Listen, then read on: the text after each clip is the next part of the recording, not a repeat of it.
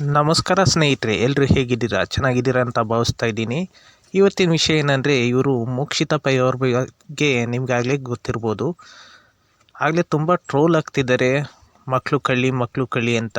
ಇದ್ರ ಬಗ್ಗೆ ಸತ್ಯ ಏನಂತ ತಿಳಿಯೋಣ ಬನ್ನಿ, ಕೊನೆಯವರೆಗೂ ನಾವು ಕೂಡ ವೀಕ್ಷಿಸಿ. ಮಂಗಳೂರವರೇ, ಅವರು ಕೂಡ ಮಂಗಳೂರವರೇ.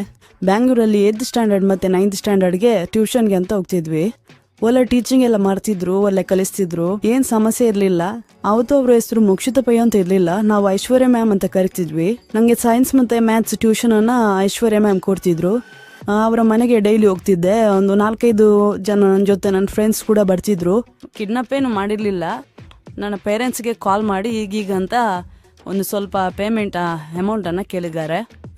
ಅದೇ ಏನು ಸಮಸ್ಯೆ ಏನಾಗಿಲ್ಲ. ಮತ್ತೆ ಒಂದು ಅರೆಸ್ಟ್ ಕೂಡ ಆಗಿದ್ದಾರೆ ಅವರು. ಮತ್ತೆ ನಾವೇ ಅದು ಅವರ ಲೈಫ್ ಹಾಳಾಗುತ್ತೆ ಅಂತ ಕೇಸನ್ನು ಕೂಡ ಕ್ಲೋಸ್ ಮಾಡಿಸಿದ್ವಿ. ಆಮೇಲೆ ನಾವು ಚೆನ್ನಾಗೇ ಇದ್ವಿ, ಏನು ಪ್ರಾಬ್ಲಮ್ ಇಲ್ಲ. ಹೌದು, ಹಣ 1 ಲಕ್ಷ ಹಣ 1 ಲಕ್ಷ ರೂಪಾಯಿ ನನ್ನ ಪೇರೆಂಟ್ಸ್ ಹತ್ರ ಡಿಮ್ಯಾಂಡ್ ಮಾಡಿದ್ರಂತೆ.